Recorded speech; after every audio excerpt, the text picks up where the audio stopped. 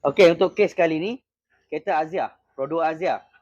Sebelum ni dia ada bocor dekat cooling coil, so kita dah tukar cooling coil. Alang-alang tukar cooling coil, kita dah tukar valve sekali. Kemudian kita flushing balik.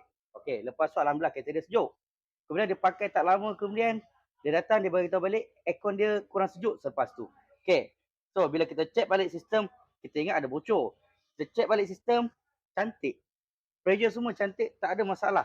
Tapi bila kita check suhu pun cantik. Tapi bila kita bawa lama, dia jadi rasa macam kurang sejuk. So, apa kami buat lepas tu, kita cuba check dia punya temperature. So, saya masukkan scanner. Nak tahu berapa temperature dia? 107. 107 ni memang tinggi lah.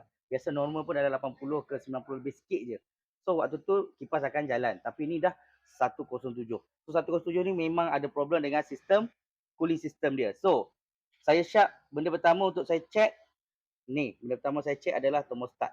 Dan bila saya buka thermostat dia, nampak? Saya check thermostat dia ni. Okay, saya tekan dia punya ni. Pun kita dah boleh rasa dah. Dia punya ni, spring dalam ni, dia macam kesat-kesat. Dia macam dah sangkut-sangkut. Boleh nampak dah dia punya kat sini. Kalau nampak ada kesan dia sangkut. Tak tahu nampak ke tak. Okay.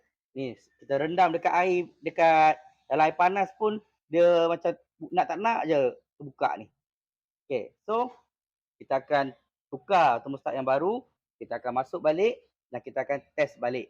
Cuma apa yang saya nak ingatkan kat sini adalah aircon kita ni ataupun aircon kita ni boleh dipengaruhi oleh cooling system juga.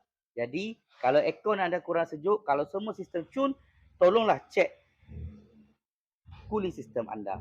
So kalau kereta anda ada masalah, boleh bawa datang jumpa kami di Fizik Motorsport Sunway Ipoh. So dapat hari ni settle.